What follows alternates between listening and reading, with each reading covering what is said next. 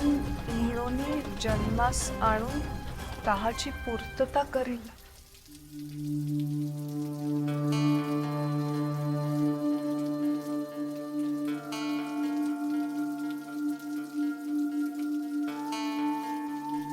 अंतिम कन्या म्हणजे तू.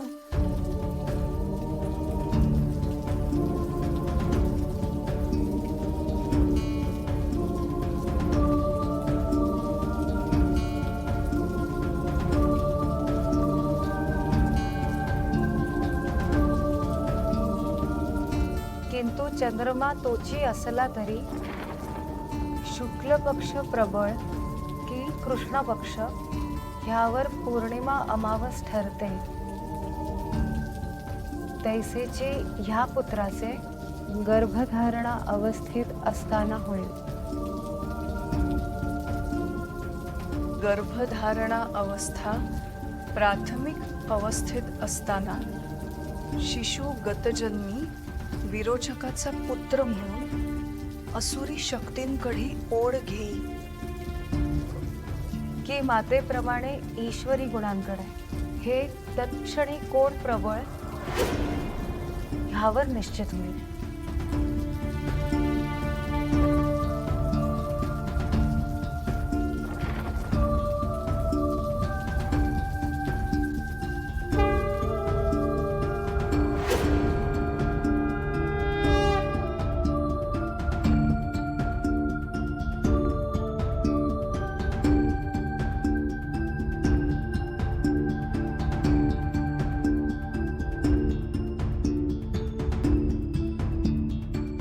म्हणजे तुझ्या पोटी विरोचकाचा मुलगा जन्माला येणार आहे. पण तो दैत्य नसेल. तो तुझ्या माझ्यासारखा देवी आईचे संस्कार असणारा असेल.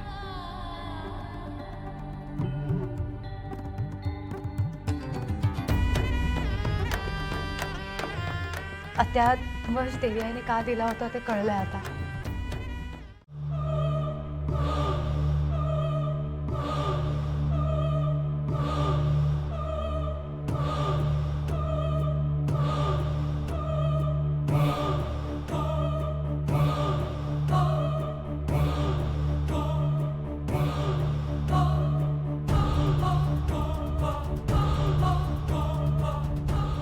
इथे काय करतेस?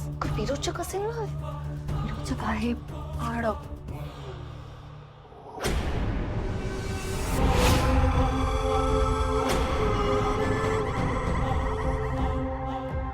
हिला काय झालंय? काय माहिती. विरोचक मेलाय का? आपण बघूया का?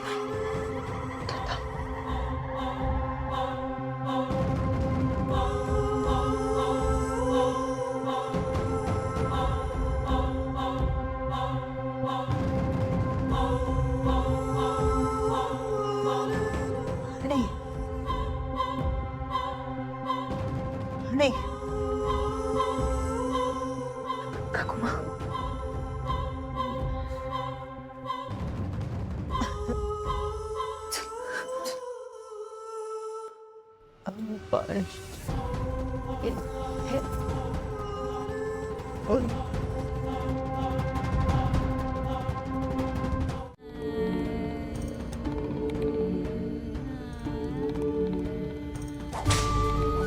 बाबा, नेत्राणी इंद्राणी हत्या आल्यात बाहेर.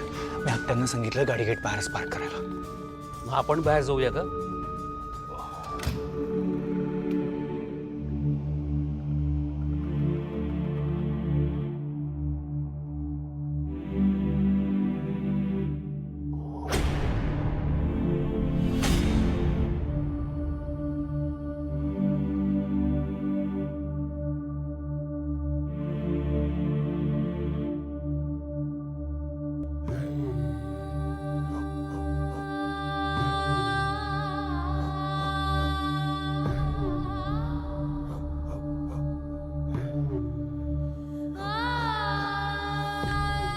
मित्रा,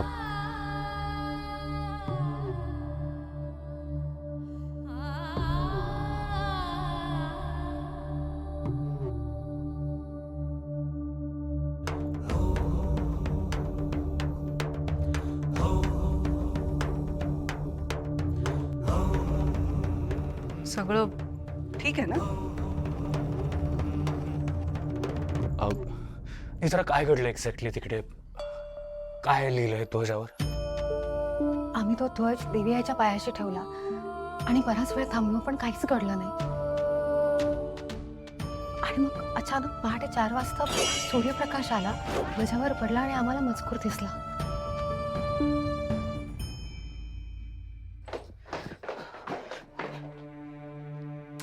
नेत्रा? नेत्रा तू बरी आहेस ना? हो. इंद्राणी ताई ठीक आहे मी. बरं शेखर भाऊजी, विरोचकाला काय झालंय? म्हणजे आधी तो शुद्धीत नव्हता, नंतर तो खोकत खोकत उठला.